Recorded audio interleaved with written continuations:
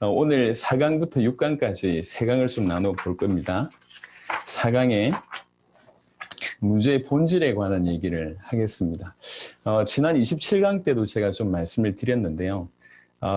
우리의 인간의 문제를 어떻게 이해하는지는 제가 볼 땐 거의 계시의 차원이라고 생각을 합니다. 왜 그러냐면 우리 모든 문제가 어디서 왔는지를 정말로 대면하게 되면 사실 지금 인간의 육신으로 눈으로 암세포를 확인할 수가 없습니다. 근데 기술이 계속 발달이 되고 암이라고 한 이 암세포가 사람들에게 어떻게 치명적인 영향을 주는지를 과학적으로, 의학적으로 또 정상적으로 나오기 때문에 이제 대부분의 사람들은 암에 대한 상식을 가지고 있습니다. 그게 얼마나 무서운지. 하지만 우리 눈으로는 그걸 볼 수가 없어요. 그런데 우리는 이미 알고 있는 것이 암의 수많은 정상들이 그런 암세포의 어떤 영향으로 온다는 걸 우리는 지금 상식으로 알고 있습니다. 근데 이렇게 되기까지 불과 얼마 되지 않았습니다. 채 100년도 안 됐던 것 같습니다. 암세포에 대한 이것들을 좀 발견한 것 같이. 인간의 문제 또한 마찬가지라고 생각을 합니다. 사실은 교회 안에 있는 대부분의 사람들도 인간의 문제를 달리 해석을 합니다. 그래서 교회가 다른 진단을 하기 때문에 다른 처방을 내리는 것이죠.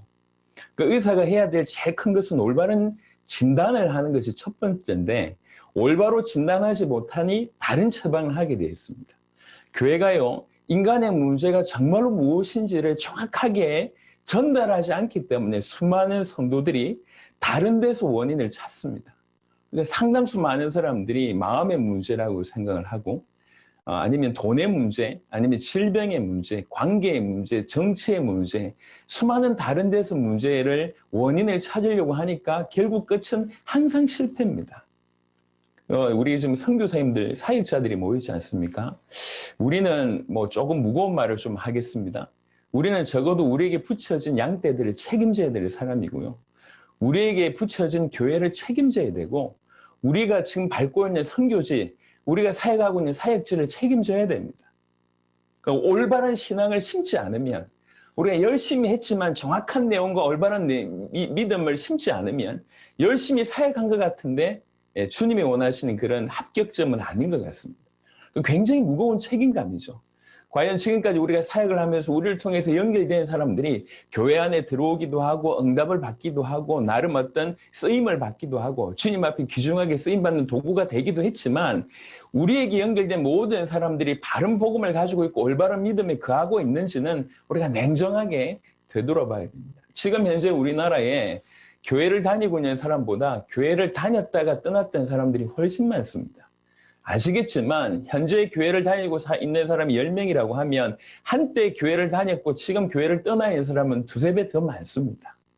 분명 그들도 교회 다녔을 때는 꽤 열심히 했을 것입니다. 하지만 교회 문턱을 밟았지 그리고 교회 활동에 참여했지 그들은 사실은 믿음에는 실패했다는 것이죠. 그렇다고 보면 우리 교회 안에도 미래에 결국 이런 죄송하지만 교회를 다녔다가 떠났던 사람들의 전철 밟을 사람들이 또 나온다는 거죠. 근데 그들의 책임이 누구에게 있냐면 사역자들에게 있습니다. 교회에 있다는 거죠. 목회자들에게 있습니다. 선교사님들에게 그런 책임들이 있습니다. 그래서 그냥 좀 무거운 마음으로 정말로 앞으로 우리에게 맡겨진 영혼들 교회, 우리에게 맡겨진 선교지들, 사역지들 다 살려내야 됩니다. 그런 마음으로 우리가 지금 복음 앞에 섰으면 좋겠습니다. 근데 정말 감사하게 올바른 복음의 내용이 전달되어지고 바른 방향이 좀 전달되니까 전 세계가 살아난 것을 봅니다. 그래서 다시 복음 앞에 서야 될 것인데 일단은 지금 이 4강의 내용은 뭐냐면 진짜로 인간의 본질적인 문제가 뭐냐 이걸 볼 줄 알아야 됩니다. 수많은 문제가 너무 많은 문제가 있습니다. 한 인간에게 있는 문제가 얼마나 많겠습니까? 한 인생 동안에. 근데 지구상에 70억 가까운 인간이 가지고 있는 문제들로 얘기할 때 수적으로 얘기할 수 없는 수많은 문제가 있는데요. 정말 감사하게 그 모든 문제의 근원이 있다는 겁니다. 그 모든 문제가 시작된 그 출발점이 있다는 거죠. 이게 우리한테 굉장히 좋은 메시지를 주는 겁니다. 사실 그 시작을 안다고 하면 이제 요즘에 병원에 갔을 때에 정말 아픈데 병명이 안 나오는 분들 아니면 정말 몸이 아픈데 이게 치유할 수 없는 원인을 잘 몰라서 치유할 수 없는 불치병이 있는 분들이 있습니다. 그들이 애타는 소원은 뭐냐면 제발 원인이라도 알았으면 좋겠다는 거예요. 내가 왜 이런 문제가 와? 왜 이렇게 아프냐는 겁니다. 그러니까 우리의 수많은 문제의 원인을 가지고 있다는 것은 어떻게 보면 정말 우리에게 큰 기회라고 볼 수가 있습니다. 그 원인 중에 가장 큰 원인은 뭐냐면 결국 인간이 하나님의 형상대로 지음받아서 하나님과 연결될 때, 하나님 안에 있을 때에 비로소 살아있는 존재였던 그 인간이 하나님과 끊어짐으로 말미암아, 하나님과의 단절됨으로 말미암아 모든 문제가 왔다고 하는 것이 가장 큰 근본의 원인이라고 볼 수가 있습니다. 하나님은 생명의 근원이고 모든 좋은 것의 근원입니다. 모든 것의 모든 것입니다.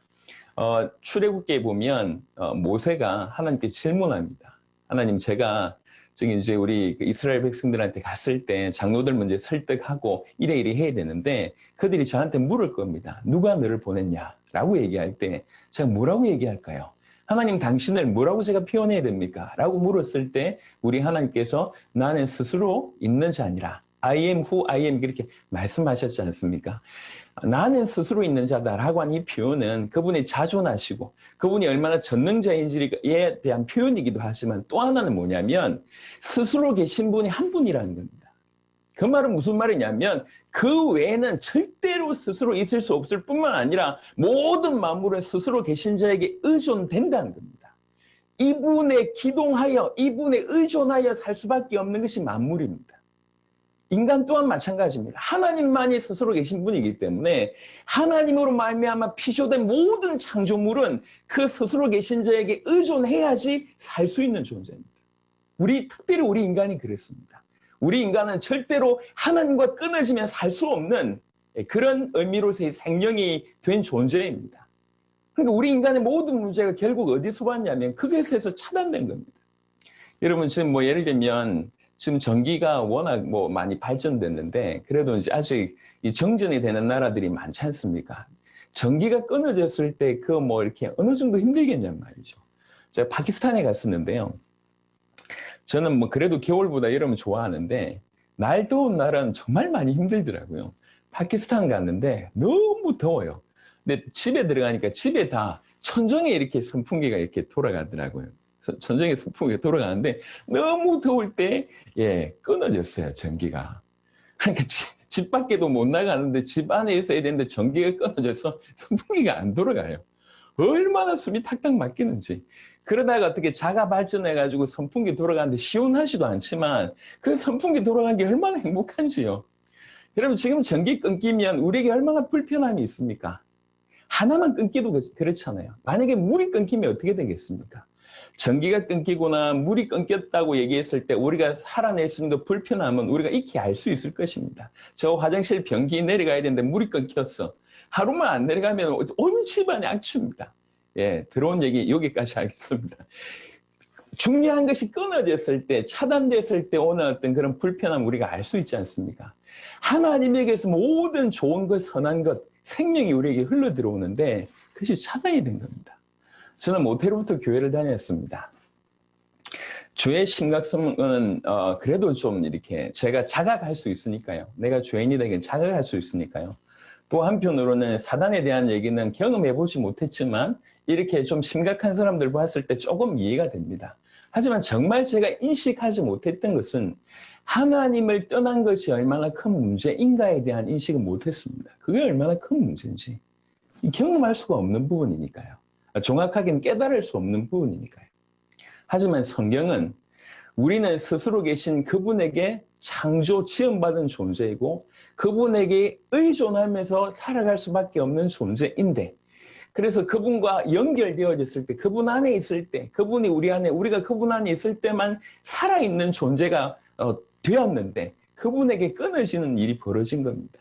사실 우리 인간의 모든 문제의 출발은 거기에서부터 왔다고 해도 과언이 아닙니다. 그래서 이것이 하나님과 단절된 것이 모든 문제의 근원이다라고 깨닫는 것은 그야말로 계시의 차원인 것 같습니다.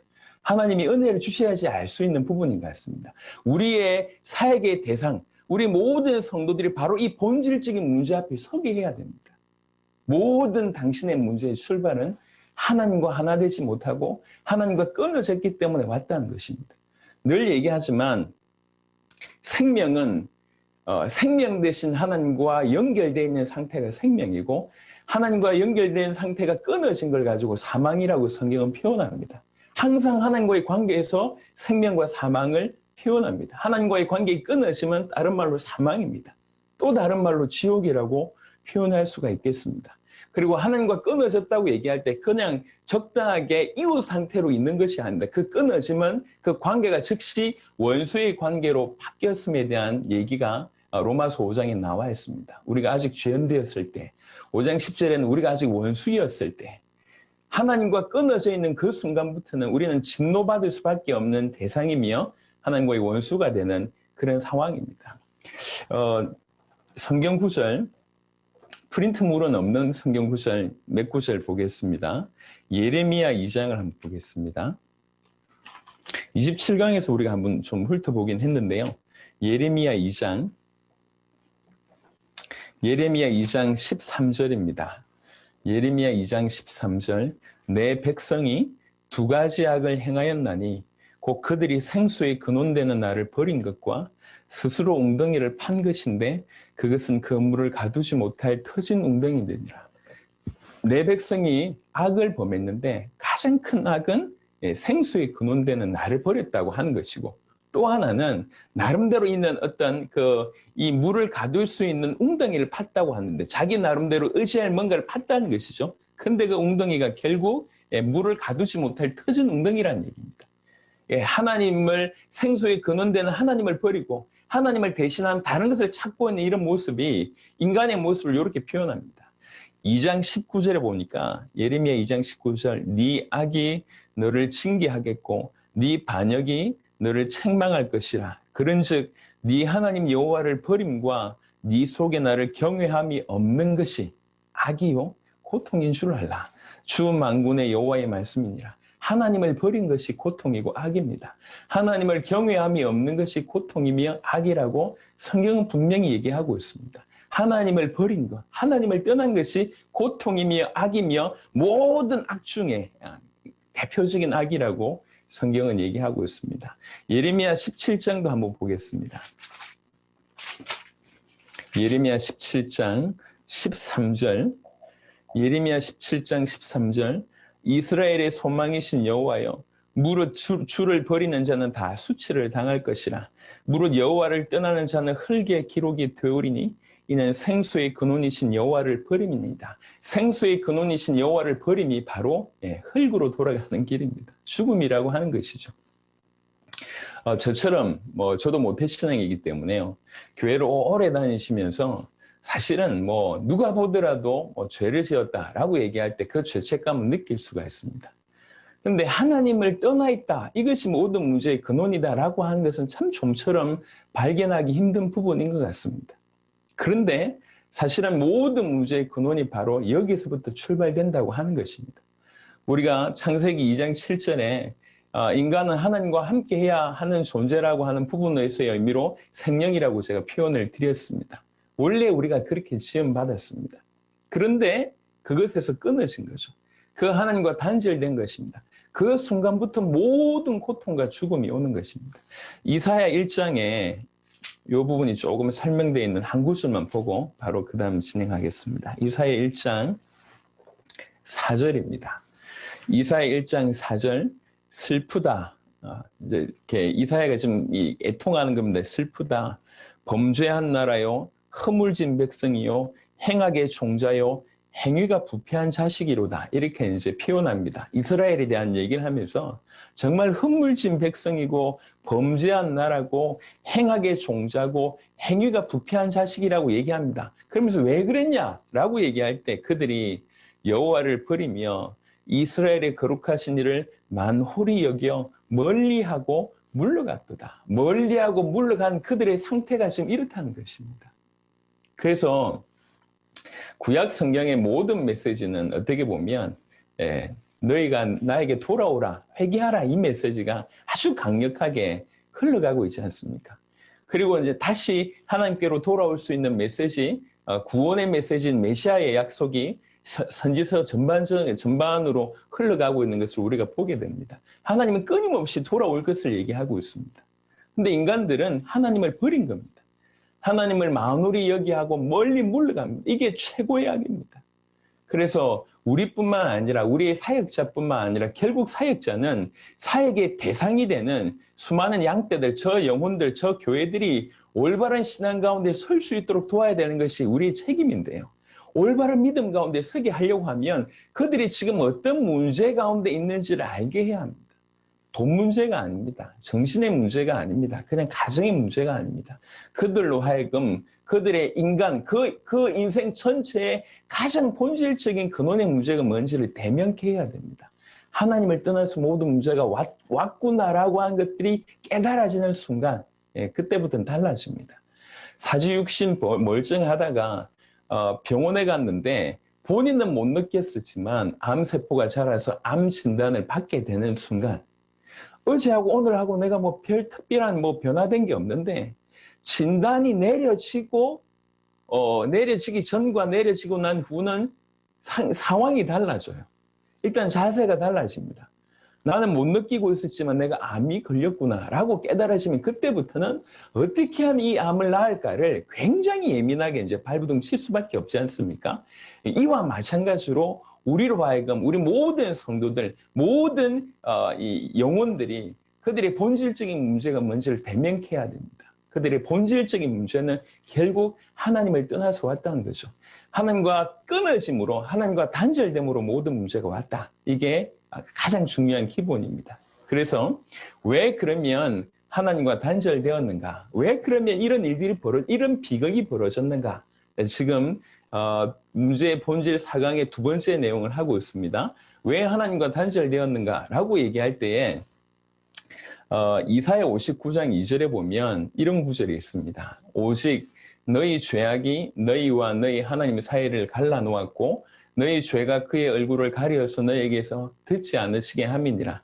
이사야 59장 2절은 굉장히 중요한 구절 중에 하나인데요. 이 구절이 하는 역할 중에 하나는 뭐냐면 죄와 하나님과의 떠남이라고 하는, 죄와 하나님과의 단절이라고 하는 이 두 가지를 연결시켜주는, 정확하게 해석해주는 이 구절이 바로 이 구절인 것 같습니다. 왜 하나님을 떠났냐? 내가 왜 하나님과 그렇게 단절되어졌냐? 다른 말로 하나님께서 너희에게 얼굴을 돌리신 이유가 뭐냐라고 얘기할 때 너희 죄 때문이다라고 하는 이유를 설명해 주는 구절이 이사야 59장 2절입니다. 너무 중요한 본문입니다. 왜 하나님과 단절되었습니까? 왜 우리가 하나님과 끊어졌습니까? 왜 우리가 사망을 당하게 되었고 왜 우리가 지옥에 갈 수밖에 없는 그런 이 상태가 되었습니까? 라고 얘기할 때 그 죄 때문이다 라는 것이죠. 그래서 그 죄를 조금 살펴보면 베드로전서 1장 16절에는 기록되었을 때 내가 거룩하니 너희도 거룩할지어다 하셨느니라. 이 말씀은 뭐냐면 왜 죄가 하나님과 인간 사이를 갈라냅니까? 라고 할 때 그것에 대한 설명입니다. 하나님은 거룩하십니다. 거룩하신 하나님은 죄와 함께 있을 수 없고 죄인과 함께 있을 수가 없습니다. 왜 그러냐? 그분의 속성이 거룩하시기 때문이에요. 그분은 거룩하시기 때문에 죄와 또는 죄인과 함께 할 수 없습니다. 왜 그렇습니까? 그분이 거룩하시기 때문에 그렇다는 거죠. 근데 인간이 이 거룩하신 하나님에게서 이게 떨어져 나가는 일이 벌어졌습니다. 왜 그러냐라고 얘기할 때 그 죄 때문이라는 거죠. 그 죄를 이제 조금 구체적으로 설명합니다. 창세기 2장 16절, 17절 우리가 잘 아는 하나님께서 약속을 허락하셨습니다. 여호와 하나님이 그 사람에게 명하여 이르시되 동산 각종 나무 열매는 네가 임의로 먹되 선악을 알게 하는 나무의 열매는 먹지 말라. 네가 먹는 날에는 반드시 죽으리라 하시니라. 여러분, 우리가 이제 신학교를 다니면서 어떤 문서설에 관한 얘기도 배우고 고대 근동의 어떤 여러 가지 역사도 배우고 그들의 문헌도 배우고 그래서 이제 창세기 같은 경우에는 기가 막힌 짜깁기다 이런 얘기도 듣고 하면서 은연중에 데미지가 계속 가는 겁니다. 성경에 관한 신뢰하는 마음들이 계속 떨어짐이 우리 가운데 있는 것 같습니다. 그래서 창세기 3장 이런 얘기하면 은연중에 아주 이렇게 하찮게 여기거나 아니면 서로 비슷하게 여기는 경우들이 있습니다. 여러분 이거는 큰 사단의 괴계입니다. 창세기는요, 성경 전체에서 가장 중요한 개론입니다. 하나님이 천지를 창조하셨음이 창세기에 드러나고 우리 인간이 왜 이런 문제 가운데 있는지 그 인간의 문제의 근원이 그 안에 드러나고 어떻게 하면 이 문제가 해결되는지 처음부터 메시아가 복음이 처음부터 드러나는 것이 창세기입니다. 그러니까 창세기가 무너지면 사실은 다 무너지는 겁니다. 그러니까 창세기 2장에 하나님께서 약속을 주셨고 창세기 3장에 그 아담이 그 약속을 어겼다라고 한 이 사건을 간단하게 보시거나 설화 정도로 여기시면 큰일 납니다. 인간의 모든 문제를 거기서 설명하고 있기 때문에 그렇습니다. 우리만이라도 100%이 사실을 그대로 믿는 믿음 가운데 있어야 될 것입니다. 그래서 창세기 2장에 하나님께서 약속을 주셨고 그 약속에 결국은 아담과 하와는 불순종하게 됩니다. 그 약속을 깨뜨리죠. 그래서 불순종이 창세기 3장 6절에 일이 보여집니다. 여자가 그 나무를 본즉 먹음직도 하고 보암직도 하고 지혜롭게 할 만큼 탐스럽기도 한 나무인지라. 여자가 그 열매를 따먹고 자기와 함께 있는 남편에게도 주매 그도 먹은지라. 이 부분에 로마서 5장 19절에 이렇게 표현합니다. 한 사람이 순종하지 아니함으로 이렇게 표현합니다. 예. 죄는 불순종입니다. 한 사람이 순종하지 아니함으로 많은 사람이 죄인 된 것 같이 한 사람이 순종하심으로 많은 사람이 의인이 되리라. 이 죄의 결과는 로마서 5장 12절입니다. 그러므로 한 사람으로 말미암아 죄가 세상에 들어오고 죄로 말미암아 사망이 들어왔나니 이와 같이 모든 사람이 죄를 지었으므로 사망이 모든 사람에게 이르렀느니라. 과연 창세기 2장 16절 17절에 언급하셨던 그대로 그 약속대로 불순종한 자에게 이 언약을 잃어버린 자에게, 이 언약을 깨뜨린 자에게 죽음이 왕노릇하는 일이 벌어졌습니다. 고린도전서 15장 22절에 아담 안에서 모든 사람이 죽은 것 같이 그리스도 안에서 모든 사람이 삶을 얻으리라. 로마서 3장 23절에 모든 사람이 죄를 범하였음에 하나님의 영광이 이르지 못하더니, 제가 이제 지난 시간에도 말씀을 드렸습니다. 인간은 하나님의 형상대로 지음받은 존재입니다. 그 말은 무슨 말이냐면 인간을 통해서 하나님을 볼 수 있다는 겁니다. 인간이 하나님 형상대로 지음을 받았기 때문에 인간 모습 속에 하나님을 볼 수 있는, 하나님을 알 수 있는 부분들이 있다는 거죠. 그 인간을 통해서 하나님의 영광이 드러나게 돼 있는 것입니다. 그런데 죄를 범함으로 말미암아 절대로 하나님의 영광이 이룰 수 없는, 하나님의 형상을 완전히 잃어버린 그런 일들이 벌어진 것입니다. 그것이 죄의 결과입니다. 이 죄 때문에 인간과 하나님과 단절되는 일이 벌어진 것입니다. 하나님과 단절돼서 끊어짐으로 모든 문제가 왔는데 그 원인에 보니까 그 가장 큰 원인 죄 때문이라고 하는 것이죠. 그러면 왜 인간이 죄를 범합니까? 라고 얘기했을 때 요한일서 3장 8절이 또 굉장히 중요한 구절일 수 있습니다. 아까 이사야 59장 2절은 죄와 하나님의 떠남이라고 하는 이 두 가지 문제의 어떤 연결고리 역할을 했다고 하면 요한일서 3장 8절은 또 죄와 사단과의 어떤 연결고리를 제시해주는 중요한 본문입니다. 죄를 짓는 자는 마귀에게 속하나니 마귀는 처음부터 범죄함이라. 하나님의 아들이 나타나신 것은 마귀의 일을 멸하러 하십니다. 창세기 3장에 분명 드러난 것이 인간 타락 이전에 사단이 존재했음과 그 사단으로 말미암아 인간이 속임을 받게 되고 인간이 범죄하게 되고 결국 그래서 에덴에서 쫓겨나는, 사실 에덴에서 쫓겨나기 이전에 이미 마음과 생각으로 하나님과의 관계 속에 균열이 서서히 일어났다는 것을 우리가 알 수 있습니다. 그래서 이 죄와 어떤 마귀의 연관관계가 바로 요한일서 3장 8절에 분명하게 드러납니다. 죄의 배경에는 마귀가 있습니다. 죄를 짓는 자는 마귀에게 속하나니 끊임없이 우리로 하여금 죄 속에 빠져들 수밖에 없도록 마귀는 모든 것을 총동원해서 공격하고 있습니다. 저는 그 귀신에 대해서, 사단에 대해서 눈으로 목격한 적이 없습니다. 그리고 이제 어릴 때부터 고신 배경에 자랐다 보니까 굉장히 보수적이었어요. 이런 것들을 잘 몰랐습니다. 그리고 이제 제가 지금까지 기억하기로 저는 이제 이 복음을 깨닫고 열심히 복음 전달하기 전까지는 교회에서 귀신 얘기하면 이상한 그런 분위기에 자랐습니다. 그래서 하나님 믿는 우리가 왜 귀신 얘기를 해야 되냐, 이렇게까지 얘기할 정도의 수준이었습니다. 하지만 분명히 예수님이 사단 얘기를 했고 성경의 수많은 곳에 사단에 대한 얘기들을 언급하고 있습니다. 그리고 마지막 날 때까지 사단이 일하고 있음과 끊임없이 속임수를 쓸 것을 분명히 얘기하고 있습니다. 저는 어느 순간 그런 생각이 들었습니다. 내가 한 번은 확인해야 되겠다. 내가 일평생 사단을 알지 못하면서 사단에 관해서 쉽게 얘기할 수는 없는 노릇인데 내가 한 번도 경험해 본 적이 없고 또 내 경험으로 뭔가를 판단한다는 것도 그러니 그래도 어떤 수준을 뛰어넘어서 한번 확인해 봐야 되겠다는 생각이 들었습니다. 그래서 기도하는 중에 정말 용기 내서 대학생 때부터 이제 무당집을 찾아가기 시작을 했습니다. 무당집을. 근데 지금까지 제가 만난 무당 중에 제가 제일 처음 찾아갔던 무당이 가장 센 무당이었던 것 같아요.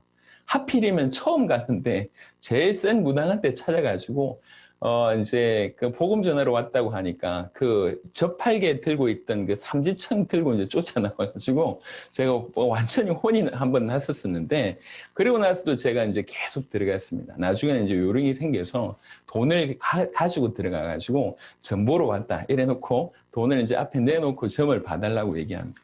가짜 무당들은요 가짜 얘기를 합니다. 하지만 진짜 무당들은 뭐 신을 부르는데요. 제가 그래도 하나님 믿는 사람이고 예수 믿는 사람이다 보니까 점괘가 잘 안 나옵니다. 그럼 땀을 삐질삐질 흘리고 그럽니다. 그럼 저는 일단 가서 무슨 얘기를 하냐면 이제 이렇게 그분의 얘기를 들어줍니다. 이제 얘기가 조금 통하면 이렇게 이런 일을 하시는데 힘드시지 않냐, 어쩌다 이렇게 되셨냐 이런 얘기들을 쭉 하면요, 무당들은 자기 얘기를 들어주는 사람이 없어요. 그러다 보니까 이 사람은 굉장히 외롭습니다. 자기 얘기를 쭉 풀어내는데요. 저는 직접 그런 경험이 없지 않습니까? 근데 주변에 볼 때도 뭐 특별히 그렇게 뭐 정신병원 이런 데 아니면 특별한 곳이 별로 없어서 일부러 찾아가서 이 사람들한테 예수님을 소개하는 것도 우선이지만 내가 확인해야 되겠다는 마음으로 갔기 때문에 그 얘기를 들어보는데 정말 기가 막혀요. 그러니까 그런 얘기들을 제가 다 할 수 없겠고 한 3년 동안 부지런히 무당집만 들어갔던 것 같습니다. 그러면서 내가 눈으로 보지 못했을 뿐이지 지금도 사단은 이렇게 흉악하게 속임수를 쓰고 아주 강력하게 믿지 않는 자들은 정말 왕노릇하는 그런 일을 하고 있구나, 그렇게 이제 발견을 했고요. 그러면서 또 한편으로는 이렇게 직접적으로 사단에게 노출되어 있는 케이스들은 어떻게 보면 100에 뭐 몇 명 안 될 거 아닙니까? 전혀 드러나지 않지만 사단에게 다 당하고 있는데 그런 걸 좀 알고 싶었어요. 그래서 그 다음부터는 고민하고 있다가 제가 노숙자들 또 한 3년을 만났습니다. 노숙자들. 이분들은 직접적으로 귀신이 보이거나 가해에 눌리거나 뭐 사단에게 끌린거나 이건 아닌데 그들의 인생 속에서 기가 막히게 멸망케 하는 사단의 어떤 그런 것들이 보이잖아요. 그래 가면 노숙자들하고 또 대화를 쭉 나눕니다. 처음에는 경계하다가요, 나중에는 막 다 얘기를 하는 거죠. 들어보니까 정말 노숙자가 될 수밖에 없는 사람들이 있는데 도무지 그럴 수 없는데 희한하게 거기까지 온 사람들도 꽤 다수 있더라고요. 야, 정말 이렇구나. 도둑이 온 것은 도둑질하고 죽이고 멸망시키려는 것뿐이요 라고 얘기하는 그 말이 정말로 사실이구나 이러면서 이제 어린 마음이지만 눈에 안 보이는 사단이 정말 존재하는구나 라고 하는 것들이 가슴에 부딪히기 시작했습니다. 물론 성경을 통해서도 계속 확인하고 있고요. 여러분, 우리는 우리 양떼들을 도와야 될 거 아닙니까? 우리 교회를 책임져야 되고 우리에게 맡겨진 선교지의 영혼들을 도와야 되는데 우리가 아니라고 해서 거절한다는 건 아닌 것 같습니다. 사실 또 누구보다도 우리가 영적으로는 좀 제대로 알아야 되겠다는 생각이 듭니다. 또 한편으로는 사실 그리스도 예수의 십자가로 이 사단이 완전히 꺾였다 이 말을 또 이해를 못하는 분들이 계시는 것 같습니다. 그래서 이제 그런 뭐 미국에서도 그런 얘기를 해요. 중남미 이제 우리 벨무데스라고 하는 목사님이 그렇게 얘기하더라고. 밤새 사단 들어가라 나가라 막 꺾었는데 분명히 그날 밤에는 꺾였는데 그 다음 아침에는 그냥 풀리더래. 이런 얘기를 하는 거예요. 계속 결박을 하는데 결박에서 뭔 일이 벌어진 것 같은데 결국 또 돌아가는 거예요. 이게. 그래서 과연 이렇게 결박을 하고 막 예수 이름으로 나가라 들어가라 이런 부분들이 우리가 정확하게 성경적으로 알지 못하면 계속 당하겠구나. 그런 생각들이 들었습니다. 그래서 정확하게 알 뿐만 아니라 쏙지 않은 거, 이게 너무 중요한 것 같습니다. 그래서 최고의 수비는 공격이라고 하는 말이 있습니다. 우리가 정말 사단에 대한 충분한 것을 정확하게 알고 인지할 뿐만 아니라 이 사단에 대한 최고의 공격은 뭐냐면 우리가 진실로 주님을 바라보는 것입니다. 그리스도 예수 이름으로 무장하는 것이 사단에 대적하는 것이고 그 속임수에서 빠져나오는 것입니다. 이길 수 있는 부분이라는 것이죠. 그래서 그중에 오늘 사단에 관한 성경의 내용들이 이렇게 전체적으로 사단에 관한 부분들을 좀 설명하고 있지만 그중에 몇 가지 포인트로 사단의 부분을 좀 정리해 보도록 하겠습니다. 일단은 사단이 어떤 존재인지를 먼저 성경 한 세 구절 통해서 정리했는데요. 에스겔 28장 12절부터 19절에 보면 인자여 두로 왕을 위하여 슬픈 노래를 지어 그에게 이르기를 주 여호와의 말씀에 너는 완전한 도장이었고, 완전한 도장 영어로 얘기하면 퍼펙트 모델이라고 얘기합니다. 아주 뛰어난 모델이었고 완전한 모델이었다. 지혜가 충족하며 사단은 지혜가 뛰어납니다. 그리고 온전히 아름다웠도다. 우리가 생각할 때에 더럽게 생겼다 이게 아닙니다. 굉장히 아름답습니다. 지금도 사람들을 꿰는 거 볼 때 더러운 걸로 꿰지 않습니다. 굉장한 지혜를 가지고 사람들 볼 때도 굉장히 아름다워 보이는 부분으로 사람들의 마음을 다 빼앗아가는 것이죠. 네가 옛적에 하나님의 동산 에덴에 있어서 그러면서 각종 보석 곧 홍보석과 황보석과 금강석과 황옥과 홍만호와 창옥과 청보석과 남보석과 홍옥과 황금으로 단장하였음이며 어느 정도의 또 귀한 존재인지에 대한 설명인 것 같습니다. 그리고 네가 시험을 받던 날에 너를 위하여 소고와 비파가 준비되었었도다. 이런 성경 구절을 볼 때에 찬양과 연관 있는 그런 존재가 아닌가. 왜 존재 이유를 얘기할 때 네가 시험 받던 날에 네 앞에 소고와 비파가 준비되었다고 하는 것을 볼 때에 그것을 사용하게 하기 위해서 시험을 받았지 않냐. 그렇다고 볼 때 찬양과 연관이 있다. 이렇게 볼 수 있고요. 너는 기름 부음을 받고 지키는 그룹임이며 라고 얘기할 때 천사들 중에도 레벨들이 좀 있는 것 같습니다. 그 중에 아주 이 상위 레벨, 고급 레벨이라고 볼 수가 있습니다. 네가 하나님의 성산에 있어서 불타는 돌들 사이에 왕래하였도다. 네가 시험을 받던 날로부터 네 모든 길에 완전하더니 마침내 너에게서 불의가 드러났도다. 우리가 지금 우리를 상대하고 있는 사단에 대해서 벌거벗겨서 지금 보고 있는 겁니다. 도대체 이 존재가 얼만큼 뛰어난 존재인지를 지금 보고 있는 겁니다. 여러분 지금 두 가지 우리 기독교인들이 많이 범하고 있는데 하나는 사단에 대해서 너무 이렇게 인지 못하는 너무 쉽게 생각하고 있기 때문에 실제로요 지금 전 지구상의 교회가 사단에게 당했다고 해도 과언이 아닙니다. 저는 그렇게 생각합니다.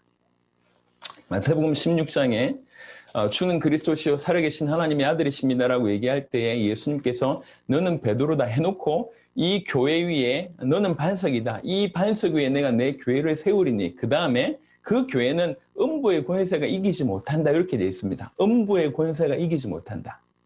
그러니까 지금 교회가 음부의 권세가 이기지 못하는 교회인가요? 이거 한번 질문해 볼 필요가 있습니다. 지금의 교회들이 음부의 권세, 이 사단의 공격을 이기지 못하는 교회입니까? 아니면 사단의 놀이터가 되었습니까? 이거를 아주 진중하게 질문해 볼 필요가 있습니다. 아니 우리들의 교회가 감히 사단이 틈타냐? 물론 그렇게 생각하시는 분들이 계시겠지만 객관적으로 볼 때 지금 현재 수많은 교회들이 음부의 권세가 이기지 못하는 게 아니라 음부의 권세의 놀이터가 됐습니다. 사단의 놀이터가 됐습니다. 섬기고자 하는 자는 이렇게 최고가 되고 높아지고 하는 자는 섬기라고 하고 낮아지라고 얘기한 예수님의 말씀과는 전혀 상관없는 상태로 지금 진행되고 있지 않습니까?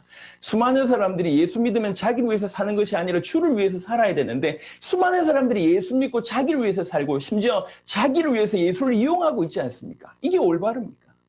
교회에 얼마나 문제가 많습니까? 왜 하나님의 백성들이 모인 교회가 이토록 문제가 많냐는 이거죠. 전 지구상에 제가 여튼 여러 가봤던 수많은 나라의 목회자들 동일하게 목회가 너무 힘들대요. 그리고 만나본 성도들 대부분은 다 방황하고 있습니다. 이 답이 안 되니까요. 방황하고 있습니다. 우리 교회, 우리나라의 사람들, 기독교인들 중에도 적지 않은 사람들이 점 본다고 제가 들었습니다. 제가 만났던 무당 중에는 뭐라고 얘기하냐면 목사가 점치러 온대요. 어디 개척할까요? 물어보려고. 기가 막히지 않습니까? 그러니까 성도들이 지금 전보로 가고 있습니다. 답답하니까. 시원하게 해주지 않습니까? 너 이래라 저래라 해주지 않습니까? 그리고 교회 안에 죄송합니다. 교회 내에 기독교 안에 점쟁이들이 너무 많습니다. 기도 많이 하시는 연세 많으신 권사님들 이런 분들 목소리 거의 남자 목소리 내가면서 할렐루야 해놓고 와가지고 오만 때만 얘기 다 합니다. 너 네 아들 신학교 보내야 된다부터 시작해서 네 남편 어떻게 해야 된다면서 다 보니까 점쟁이에요. 예언이라고 표현해놓고 볼 때 성경적이지도 않습니다. 다 싸잡아 제가 비난하는 게 아니고요. 왜 이리 됐습니까, 교회가? 왜 성도들이 이렇게 방황하고 목사님들이 이렇게 힘들어할까요? 목회가 이렇게 힘들다고 얘기하더라고요. 우리나라만 그런 줄 알았는데 전 세계도 그래요. 왜 목회가 힘들죠? 제가 우리나라에 이제 있었던 이렇게 그런 농담 비슷한 얘기들을 중남미에 사면 중남미 목회자들, 아프리카 목사님들이 다 웃어요. 우리나라 이런 얘기가 있다. 어떤 목사님이 길을 가다가 큰 나무를 봤는데 그 나무가 보니까 속이 썩었더라. 그러면서 이 목사님이 그 나무를 보고 한 말이 너도 목회했냐? 이렇게 썩었게. 이렇게 했던 그 얘기를 제가 중남미가 사니까 중남미 목사님 박수를 치고 아프리카 목사님들 박수를 치고 왜 그래? 똑같은 얘기니까요. 왜 하나님의 백성들을 모아서 하나님의 나라를 위해서 귀중하게 쓰임받고 있는 그 목회자가 이토록 힘들어해야 되고 왜 성도들이 이토록 방황해야 됩니까? 저는 지금도 분명히 사단은 존재하고 있다고 믿습니다. 그리고 지금도 사단은 할 수 있는 모든 괴계를 통해서 공격하고 있다고 믿습니다.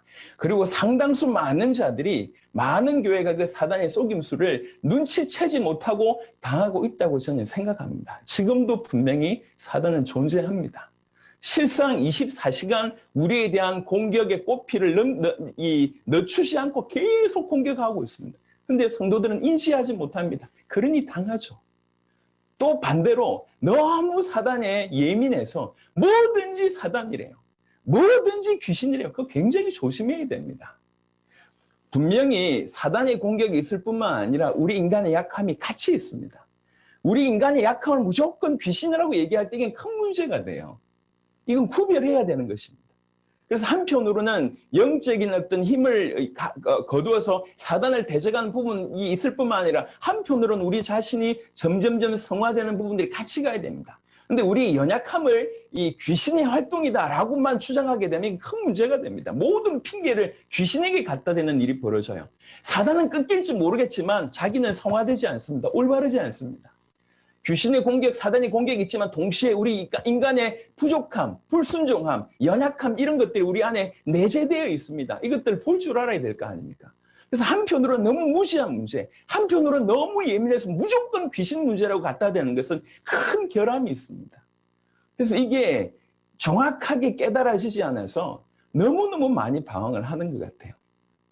그래서 여러분, 우리는 성도들을 도와야 되고 양떼들을 도와야 되기 때문에 영적인 부분에 그래도 성경적인 올바른 지식이 틀림없이 필요하다고 생각합니다. 사단이 어떤 존재냐? 주목해야 됩니다. 처음부터 이렇게 아름다웠던 존재고 지혜가 충족하고 퍼펙트 모델이라고 얘기하고 행하는 길에 하나님이 보실 때도 완전할 정도의 능력을 가지고 있었습니다. 이사야 14장 12절부터 15절에 너 아침의 아들 계명성이여 어찌 그리 하늘에서 떨어졌으며 너 열국을 엎은 자여 어찌 그리 땅에 찍혔는고 네가 네 마음에 이르기를 내가 하늘에 올라 하나님의 뭇별 위에 내 잔 위에 앉으리라 가장 높은 구름에 올라가 지극히 높은 이와 같아지리라 하는도다. 그러나 이제 네가 스올 곧 구덩이 맨 밑에 떨어짐을 당하리로다. 감히 지극히 높은 이와 같아지리라 라고 얘기할 정도로 이제 하나님을 대적하는 일이 벌어집니다. 사실 이게 사단의 어떤 마음이고요. 이 마음을 그대로 아담 하와에게 심고 이 마음을 지금 인류 가운데 심고 있습니다. 그래서 하나님을 노골적으로 하나님을 대적하는 일이 벌어지고 그 외에 많은 일들이 이제 벌어지게 됩니다. 결국 하늘에 싸움이 있었다고 하는 부분들을 성경 여러 군데에서 얘기하고 있고요. 계시록 12장 보면 9절에 큰 용이 내쫓기니 옛뱀 곧 마귀라고도 하고 사단이라고도 하며 온 천하를 꿰는 자라. 그가 땅으로 내쫓기니 그의 사자들도 그와 함께 내쫓기니라. 분명히 그를 따르는 사자들이 있었고요. 또 하늘에서 내쫓김 당한 일도 있었고 하늘의 전쟁 또한 있었음을 성경은 얘기하고 있습니다. 자, 이게 사단이 어느 만큼 뛰어난 능력 있는 자냐라고 하는 포인트로 감히 하나님을 대적할 만큼 그리고 계시록 12장 같은 데 보면 하늘별 3분의 1을 이제 타락시킨 걸 봅니다. 이제 뭐 여러 이 견해들이 좀 있지만 그건 하늘의 천사 3분의 1을 타락시켰다. 이렇게도 해석을 하는데 저도 개인적으로 그 부분에 동의합니다. 천사들은 하나님을 모시는 존재였지 않습니까? 그런 천사들이 사단에게 속임을 받고 사단의 수하로 들어갔다고 하는 것은 너무 엄청난 일입니다. 그만큼 능력이 있다. 그만큼 뛰어나다, 그만큼 지혜롭다, 감히 하나님과 이제 대적해보겠다고 일어날 정도의 존재, 그 정도 강한 존재다. 이런 인식이 우리 가운데 있어야 됩니다. 그리고 그 사단은 그런 존재인데 또 특성이 요한복음 8장 44절에 너희는 너희 아비 마귀에게서 났으니 너희 아비의 욕심대로 너희도 행하고자 하느니라. 그는 처음부터 살인한 자요 진리가 그 속에 없으므로 진리에 서지 못하고 거짓을 말할 때마다 제 것으로 말하나니 이는 그가 거짓말쟁이요 거짓의 아비가 되었습니다. 사단의 특성을 가장 잘 얘기해 주는 본문입니다. 물론 예수님께서 말씀하셨습니다. 사단은 거짓말장입니다. 그리고 살인자입니다. 그리고 진리가 그 속에 전혀 없습니다. 지금 이것이 사단이 엄청난 능력을 가지고 있지만 거짓말장이라고 하는 그리고 살인자라고 하는 부분들로 얼마나 이간자며 반역자며 악한 자인지에 대한 표현입니다. 요한일서 5장 19절에 또 아는 것은 우리는 하나님께 속하고 온 세상은 악한 자 안에 처한 것이며 엄청 능력이 있는데 성격이 너무 더럽다. 이렇게 좀 쉽게 얘기하면 좀 이해될 수 있을 것 같습니다. 그리고 나서 그 다음 챕터는요. 요한복음 12장 31절에 보니까 이제 이 세상에 대한 심판이 이르렀으니 이 세상 임금이 쫓겨나리라. 심판에 대하여라 하면 이 세상 임금이 심판을 받았습니다. 고린도후서 4장 4절에는 이 세상의 신이라고 하는 표현이 있습니다. 세상의 임금, 세상의 왕, 세상의 신이라고 하는 표현이 있습니다. 지금 성경은 사단을 이렇게 표현하고 있습니다. 그래서 어둠의 권세를 붙들고 있다고도 얘기하고 있지 않습니까? 엄청나게 능력 있는 존재인데 성격은 더럽고 근데 권세까지 가졌어요. 우리가 지금 사단이 어떤 존재인지를 아주 디테일하게 성경 구석구석을 찾아가면서 알 필요도 있지만 좀 큼직큼직하게 단순하지만 그래도 큼직큼직하게라도 어느 정도 개요는 알고 있어야 될 것 같습니다. 얼마나 능력 있는 존재냐, 얼마나 뛰어난 존재냐, 근데 또한 얼마나 악한 존재냐. 그러면서 이 악한 존재가 지금 세상과 상대해서 어떤 역할을 하고 있냐. 세상의 임금이라는 겁니다. 세상의 신이라는 거죠. 세상이 그 사단의 손아귀에 지금 있다는 것입니다.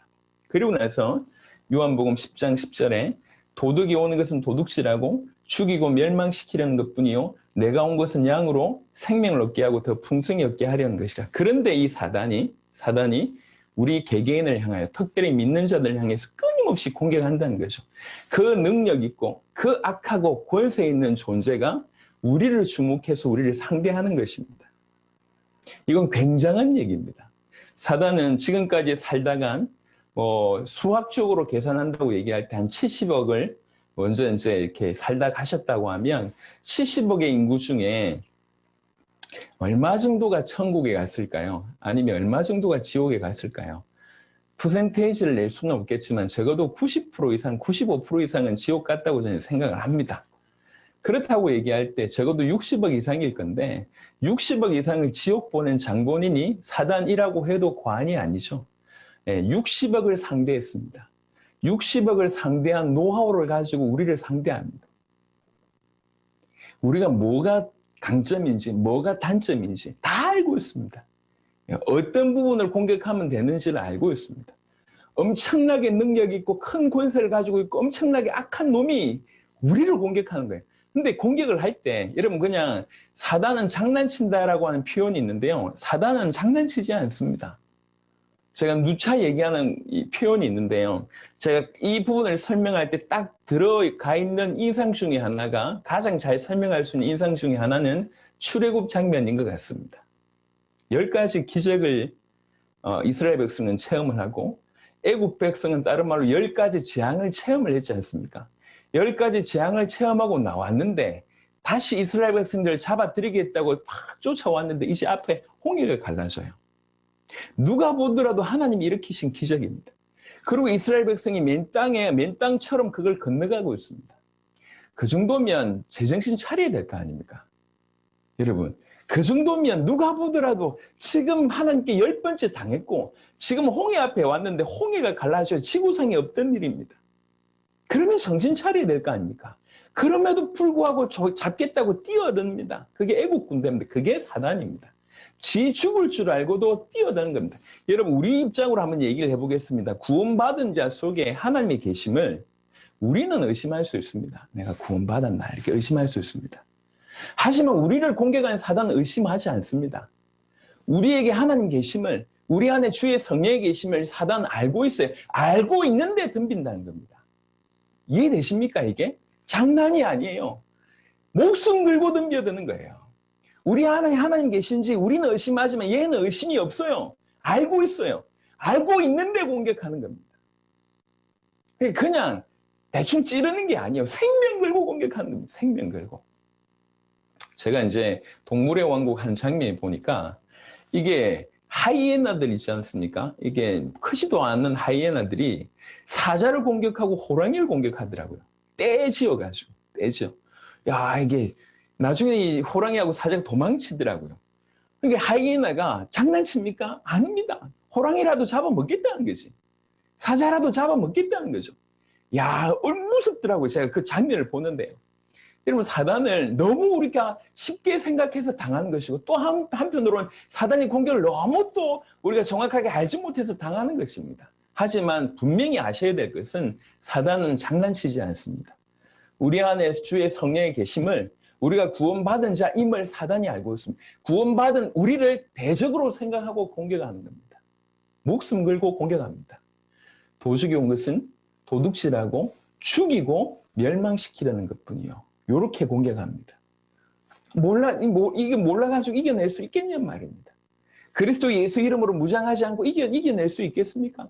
그래서 참 너무 안타까운 것 중에 하나는 이제 우리나라에서도 정말 귀하게 목회를 하셨던 큰 목사님들이 나중에 이렇게 노년이 별로 안 좋은 그런 일들이 많이 보여집니다. 참 안타깝다 이런 생각이 듭니다. 노년뿐만 아니라 귀중한 역할을 하다가 어느 순간 사라지는 케이스들이 너무 많습니다. 깨어 있어야 됩니다. 사단은 할 수만 있다면 공격하니까요. 그러니까 그 구절들이 또 후에 있습니다. 에베소 6장 10절부터 20절에 분명히 마귀는 간계를 쓴다고 합니다. 악한 속임수를 씁니다. 그것도 끊임없이 마귀의 간계를 능히 대적하기 위하여 하나님의 전신갑주를 입으라라고 얘기했습니다. 하나님의 전신갑주를 입어야 될 이유를 설명하면서 뭐 하기 위해서 입으라고 하냐면 마귀가 악한 속임수를 쓰니까 그거 대적하기 위해서 하나님의 전신갑주를 입으라고 얘기합니다. 그 악한 속임수를 계속 쓴다는 거죠. 우리가 그리스도 예수께 붙어 있어야지 그 악한 속임수를 이겨낼 수 있습니다. 이겨낼 수 있습니다. 속지 않을 수 있다는 거죠. 우리 씨름은 혈과 육을 상대하는 것이 아니요 통치자들과 권세들과 이 어둠의 세상 주관자들과 하늘에 있는 악의 영들을 상대함이라. 바로 이런 방식으로 공격해 들어옵니다. 그리고 13절 같은 데 보면 하나님의 전신갑주를 취하라 라고 얘기하면서 악한 날에 너희가 능히 대적하고 그리고 모든 일을 행한 후에 서기 위함이라. 이제 약간 방심할 때 금방 넘어집니다. 끝까지 설 수 있기 위해서 하나님의 전신갑주를 입을 것을 얘기하고 있습니다. 그리고 나서 이후에 보면 화전을 쏘아댈 것을 얘기합니다. 불화살을 계속 쏘아댑니다. 고린도서 11장 14절에 이것은 이상한 일이 아니니라 사탄도 자기를 광명의 천사로 가장하나니. 여러분, 요 구절에서 우리가 느끼게 될 것은 어느 만큼 우리를 죽이고 싶기에 이렇게 모든 방법을 동원하느냐는 거죠. 광명의 천사로 가장해서라도 우리를 죽이고 싶다는 겁니다. 베드로전서 5장 7절 8절에 너희 염려를 다 주께 맡기라. 이는 그가 너희를 돌보심이라. 근신하라 깨어라. 너희 대적 마귀가 우는 사자같이 두루다니며 삼킬 자를 찾나니. 알고 있습니다. 우리 연약함을. 그래서 이제 제가 이제 동물의 왕국을 또 보는 중에 이런 큰 소를 들소 같은 거를 하이에나가 이제 이렇게 공격하는 걸 봤는데요. 야, 상처난 부위를 끊임없이 무는 거예요. 이제 이렇게 꼬리 바로 밑부분에 누가 한 명 물을 뜯은 것 같습니다. 그러니까 피가 좀 나지 않습니까? 쫓아가면서 계속 그 부분을 무는 겁니다. 계속. 이게 상처난 부분을 계속 무니까 나중에는 이제 이렇게 소가 쓰러지니까 다 덤벼 들어가지고 뜯어먹더라고요. 그렇구나. 할 수만 있다면. 그래서 여러분, 사단은 자기의 존재를 드러내지 않지 않습니까? 전혀 모르게 이렇게 공격을 해옵니다. 우리 약한 부분을 사람을 통해서 다양한 환경을 통해서 계속 공격에 들어오는데 우리는 이것이 사단의 공격이라고 인지하지 않습니다. 그러니까 사람을 원망하고 자기 자신을 원망하고 일어난 사건을 원망하지 이 배경되는 사단에 대해서 인지를 못합니다.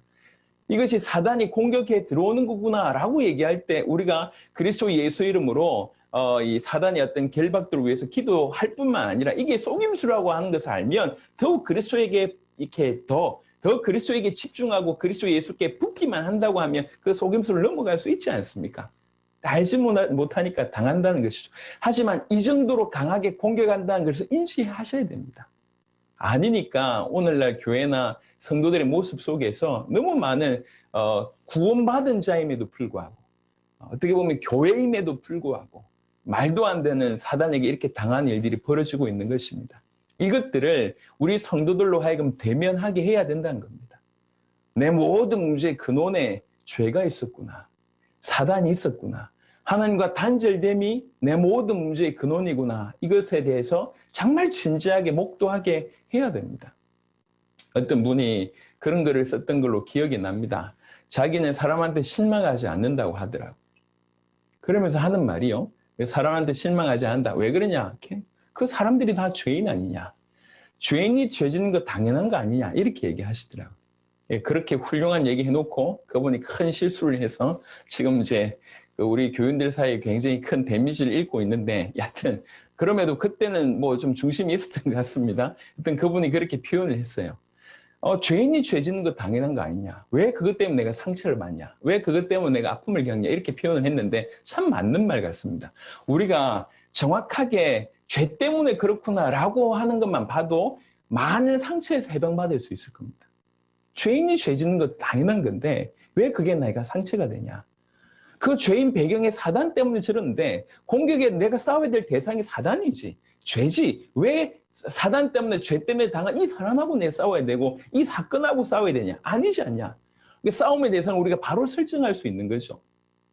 그래서 우리 선교사님들, 사역자들 뿐만 아니라 우리 모든 성도들로 하여금 예수 믿으세요. 구원받습니다. 말이 맞지만 더 본질적으로 왜 예수 믿어야 되는지를 설명해 줘야 됩니다. 제가 이제 이렇게 교회 개척을 했을 때 얼마 안 됐을 무렵에 노숙자가 이제 교회를 들어왔어요. 보니까 이분이 어릴 때 교회를 다녔던 분인 것 같아요. 그러면서 이제 교회를 이렇게 순회하면 그나마 교인들은 돈을 좀 더 준다 이런 거를 알았던 모양입니다. 그래서 이분이 교회만 순회를 하는 거예요. 이분이 지혜롭죠. 이렇게 오셨더라고요. 그래서 그때 돈으로 1,000원인가 2,000원만 달라고 해서 제가 왔습니다. 이렇게 앉아가지고 예수님 믿냐 하니까 믿는다고 얘기하더라고요. 그래서 제가 믿는지 안 믿는지 모르겠지만 한번 들어보시라. 왜 예수를 믿어야 될지 제가 설명하겠다. 예수님을 왜 믿어야 되는지를 제가 설명했습니다. 예수님을 믿어야 될 이유는 당신이 이런 상황 가운데 있기 때문에 믿어야 되는 것이다. 당신에게 이러이러한 어쩔 수 없이 지금 이렇게 구걸하는 상황, 구걸할 수밖에 없도록 몸이 망가지고 가정이 망가지고 이렇게 되는데 이 모든 것들이 사실은 당신과 상관없는 아주 근본적인 원인 때문에 이렇게 됐다는 걸 당신이 이해해야 된다. 돈이 끊어져도 이렇게 슬픈데 당신이 하나님과 끊어졌기 때문에 이런 저주가 오는 것이고 당신 인생 전반에 죄의 병을 가지고 있다. 당신 인생 자체가 지금 사단에게 종노를 하고 있고 매여 있고 사단을 쫓아다녀서 그런 것이다. 그러니까 이 지금 당장에 돈 1,000원, 2,000원이 중요한 것이 아니라 당신 모든 인생의 근본을 지금 해결해야 된다. 우리 인간은 이 문제를 해결할 수가 없는데 하나님이신 분이 육신을 입고 오셔가지고 우리 위해서 대신 죽으셨다. 그리고 나서 이분이 우리에게 축복하시기를 우리가 그분을 믿으면 그분의 의가 우리에게 전가되는 그런 축복을 주신다고 한다. 그러니까 당신이 오늘 이 자리에 그래서 예수님을 그리스도로 믿게 되면 이 모든 가운데서 건진받을 수 있다. 그래서 지금 그냥 예수 믿고 천국 가라 이게 아니라 예수 믿어야 될 이유가 이런 거기 때문에 똑바로 알고 예수 믿어라. 이제 이 얘기를 했습니다. 그리고 나서 이제 돈을 드렸습니다. 근데 이분이요, 약간 좀 지식이 좀 있는 것 같아요. 이렇게 얘기하시더라고요. 제가 서울역에서 노숙을 많이 합니다. 예수 천당, 불신 지옥 많이 외칩니다. 예수 믿으십시오, 구원 받으십시오 라고 하는 얘기를 이 서울역에서 오셔서 전도하신 분들이 많기 때문에 늘 듣습니다. 근데 한 번도 내가 왜 예수 믿어야 될지 이유에 대해서 얘기해 준 사람은 없었습니다. 내가 지금 돈이 없어가지고 밥을 못 먹고 있는데 예수 믿으면 천국 간다. 그게 저한테는 답이 안 됐습니다. 예수 믿어야 될 이유를 오늘 목사님처럼 저한테 얘기해 준 사람 제가 지금까지 본 적이 없습니다. 그러니 목사님, 앞으로도 예수님을 믿어야 될 이유를 분명하게 저한테 했던 것처럼 전해주시면 좋겠습니다. 이러고 인사 꾹 하고 가셨어요. 제가 만나본 사람들 중에 제일 확실한 사람 같아요. 제일 확실한 사람. 여러분, 성도들도 마찬가지고 불신자들도 마찬가지고 예수 믿으면 구원받습니다 하고 이게 답이 안 돼요. 그게 답인데 정답인데 답으로 전달이 안 된다니까. 자기가 지금 왜 예수 믿어야 될지 이유를 모르는데요. 자기 인생 문제하고 예수하고 상관이 없는데요. 자기 인생 문제가 왜 이렇게 됐는지에 대한 이유를 모르고 그냥 자기는 돈이 없고 재수가 없고 사람을 잘못 만났고 사건이 그때 이상한 사건이 벌어지고 이렇게만 지금 생각하고 있습니다. 그러니까 예수 믿는 거와 자기의 삶과 무관한 거죠. 자기 삶과 예수님이 유관할 수 있도록 그래서 예수를 믿어야 된다라고 하는 것을 설명할 수 있도록 당신의 모든 문제의 출발이 이거다라고 하는 것을 대면시켜줘야 됩니다. 그래야지 그래야지 예수님이 있구나 이런 것들이 받아진다는 것이죠. 그래서 예수 믿으면 구원받습니다. 예수 믿으면 천국 갑니다. 예수 믿으면 이렇게 됩니다. 저렇게 됩니다. 라고 하는 것들이 실제로 그들에게 공감될 수 있도록 분명한 부분들을 근원적인 부분들을 전달해 줘야 됩니다. 대면케 해야 됩니다. 우리 인생의 모든 문제는 하나님을 떠나서 왔습니다. 죄 때문입니다. 사단에게 장악돼서 그렇습니다. 그래서 이 세 가지 문제 때문에 모든 문제가 왔다고 볼 수 있는데 이 세 가지 문제만큼은 인간이 해결할 수가 없다는 것이죠. 그래서 우리에게 절대적으로 뭐가 필요하냐? 이것을 해결해 줄 존재가 필요하고 이것을 해결해 줄 존재에 대해서는 하나님이 약속하셨다는 것입니다. 자, 그러므로 특별히 고린도후서 4장 4절에 이 사단의 모든 이 강력하고 그 다음에 악하고 권세 있고 치밀하게 우리를 공격하는데 이 사단이 가장 중요한 핵심을 알고 있습니다. 어디를 공격해야 될지. 고린도후서 4장 4절에 그 중에 이 세상의 신이 믿지 아니하는 자들의 마음을 혼미하게 하여 그리스도의 영광의 복음의 광채가 비치지 못하게 함이니 그리스도는 하나님 형상인데라. 아까 사단에 대해서 처음 얘기할 때 얼마나 지혜로운지를 에스겔 28장에 언급하고 있음을 우리가 봤습니다. 지혜가 충족했다고 얘기했습니다. 굉장히 똑똑한 사람입니다. 사람이 아니라 존재입니다. 이 똑똑한 존재가 알고 있어요. 어디를 공격하면 되는지, 무엇을 공격하면 되는지. 북한이 지금 한국을 어떻게 우리나라를 남침을 할 때요. 그냥 아무 때나 이렇게 미사일이나 포를 쏘는 게 아니고요. 중요한 타깃을 다 정해놓았대요. 예를 들면 뭐 발전소라든지 아니면 방송국이라든지 결정적인 어떤 부분에 타격할 곳을 다 알고 준비하고 있다고 들었습니다. 그렇죠. 전쟁에 이기려면 정말 준비해서 제대로 공격하겠죠. 사단 또한 마찬가지입니다. 뭘 공격해야 되는지 알고 있습니다. 최고의 공격은 인간으로 하여금 복음 모르게 만들면 끝이라고 하는 것을 알고 있습니다. 그래서요, 사단은 불신자로 하여금 절대로 복음 모르게 만들고 또 신자는 겨우 구원받았다고 하면 신자는 복음에게서만 관심을 빼앗아 버립니다. 딴 거 관심 가지도록 만들어 버립니다. 그래서 구원받은 자가 복음 받고 구원받고 나서도 수많은 사람들이 너무 딴 것에 관심이 많아요. 제가 예전에 여러분들도 그런 경험 있는지 모르겠지만 예수 믿는 사람들이 이렇게 모여서 대화하면 쏙 터집니다. 전부 서로 다른 얘기예요. 어떤 사람은 찬양이 은혜 받은 사람은 찬양만 얘기하고 구제사에 가는 사람은 구제만 얘기하고 기도 은혜 받은 사람은 기도만 얘기하고 금식만 얘기하고 이게 불신자들은 어떻게 보면 술 한잔 하면서 통할 수 있는데 신자들은요 예수 믿으면서 생을 걸다 보니까 대화가 안 통해요. 은혜 받은 그것이 전부인 줄 알고 전부 그 얘기만 합니다. 그러니까 얘기할수록 답답하고 얘기할수록 좀 화가 나고 그래요. 왜 이렇지? 교회 다니는 사람들이 예수 믿는 사람들이 왜 이렇게 서로 안 통하고 이렇게 옹졸하게 됐을까? 이게 전부라고 얘기하면서 복음 말고 딴 것에 대해서 너무 관심을 많이 가지고 있습니다. 그러면서 그 딴 거 가지고 이것만 전부라고 얘기하면서 배타적인 복음만 전부면 될 것인데 복음 아닌 딴 것을 주장하면서 그것 때문에 이렇게 마음을 닫고 있는 그 경우들을 많이 보게 됩니다. 참 아이러니합니다. 사단은 알고 있습니다. 뭐가 중요한지. 인생들로 하여금 그리스도의 영광의 복음의 광채가 비치지 못하게 한다고 얘기합니다. 여기 보면 믿지 아니한 자들의 마음을 혼미케 한다고 얘기했는데요. 여러분 이 범주에 속한 사람은 저 교회 밖에 있는 사람들이 아닙니다. 교회 밖에 있는 사람들은 당연히 믿지 아니하는 자들이죠. 하지만 교회 안에 있지만 믿지 아니하는 자들, 지금 현재 믿음을 사용하지 않고 있는 자들이 다수 아닙니까? 교회 안에 있으면 다 믿음이 충만합니까? 그렇지 않습니다. 교회 안에 있지만 여전히 믿지 아니하는 자들이라고 하는 범주 가운데 있습니다. 우리가 온전한 믿음이라고 하는 것이 사실은 거의 없기 때문에 다 혼미하게 만들어서 그리스도의 영광의 복음의 광채만 비치지 못하게 만들어버립니다. 그럼 실제 예수 믿는 사람이 믿음으로 살아야 되는데 그 믿음은 복음을 믿는 믿음입니다. 복음을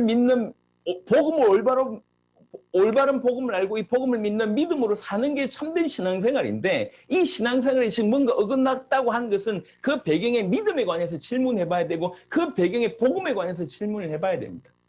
복음이 무너지면 다 무너집니다. 신앙생활이 이토록 전 세계의 신앙생활이 무너지고 있는 이유가 딴 게 아닙니다. 지금 수많은 사람들이 밖에 있는 사람들이 교회에 안 오는 가장 큰 이유를 교회 다니는 사람 때문에 안 온다고 합니다. 예, 참 슬픈 일이죠. 교리 때문에 안 오는 게 아니에요. 예수님 십자가 때문에 안 오는 게 아닙니다. 지금 현재 교회를 안 오고 있는 대부분의 사람들이 핑계를 누굴 대냐면 예수 믿는 자들의 모습으로 됩니다. 쟤 때문에 안 갑니다. 이렇게 되는 거예요. 예수 믿는 사람들이 보니까 굳이 저런 모습으로 살아갈 이유가 없거든요. 그래서 이렇게 얘기하는 겁니다. 예수 믿는 자들의 모습이 지금 지탄의 대상이 됐습니다. 왜 이렇게 됐습니까? 생각해 봐야 됩니다. 사단은 가장 핵심을 공격합니다. 복음에 대한 그리스도의 영광의 복음의 광채가 비치지 못하게 만듭니다. 그러면 끝입니다. 아까 우리는 인도 영상을 보셨습니다. 여러분들이 조금 가슴으로 느끼셨겠지만 얼마나 나름대로 생을 들고서 살아왔던 분들입니다. 근데 이들 가슴 속에 복음이 선명하게 계시되기 시작하니까 그냥 생명 걸고 지금 뛰고 있습니다. 지금 전 세계에서 이런 일들이 벌어지고 있습니다. 그동안 내가 놓쳤었구나. 내 인생을 들여서 일생을 잡아채서 주를 따랐는데 내가 주님을 따라서 내 인생을 들였지만 뭔가 놓쳤었구나. 이런 것들이 이제 깨달아지기 시작을 한 겁니다. 복음을 놓친 겁니다. 복음은 기초가 아닙니다. 예, 복음은 전부입니다. 예, 복음을 기초라고 생각하는 것이 사단이 만들어 놓은 프레임입니다. 이거는 기초고 리더십을 얘기하면 좀 고차원적이고 신학을 얘기하면 좀 더 고차원적이고 이렇게 생각하고 있습니다. 예수가 전부입니다. 예수님 안에 모든 것이 있는 것입니다. 그러므로 이 인간의 문제의 본질은 그냥 짤막하게 정리한다고 하면 사단으로 인해 범죄하여 하나님과 끊어진 것이다 라고 할 수가 있겠습니다. 그게 창세기 3장에 가장 잘 설명되어 있습니다. 이제 이 강의를 좀 정리하면서요. 우리 각각이 사실은 이제 대부분의 사람들이 이제 그리스도에 관한 부분들을 많이 언급을 하는데 인간의 문제의 본질이라는 부분들을 깊이 있게 다루지 못하는 경우들이 많습니다. 이게 지식으로 넘어가는 경우들이 많은데 지식이 아닙니다. 모든 성도들, 우리를 비롯해서 모든 성도들이 이 앞에 서야 됩니다. 우리가 지금 어떤 상태인가? 어떤 상태이기에 메시아가 필요한 것인가? 이게 본질적으로 정말 고개가 끄덕여야지 정말로 꼭 메시아가 필요하구나. 자기의 문제를 대면하게 됐을 때 이런 답들이 나옵니다. 내가 지금 감기밖에 안 걸렸는데 암에 대한 얘기해도 나하고는 상관이 없어요. 안 그렇습니까? 저 옆에 사람 안 걸린 것보다 내 감기 걸린 게 힘드니까 암이 나하고 뭐 이렇게 암하고 전혀 상관이 없을 때 암이 어떻고 암을 고치려면 어떻게 하면 됩니다라고 하는 얘기가 전혀 우리 귀에 안 들리는 거거든. 우리하고 상관없으니까. 하지만 그것이 내 문제에 있을 때는 달라집니다. 이 문제의 본질이 내 것이다라고 하는 것이 모든 성도들 앞에, 모든 불신자 앞에 보여집니다. 이게 예수 믿어야 될 이유이기 때문에. 그렇게 깨달아지고 우리 각각이 이 대면하는 그런 은혜가 있게 되기를 그리스도 예수 이름으로 축원합니다.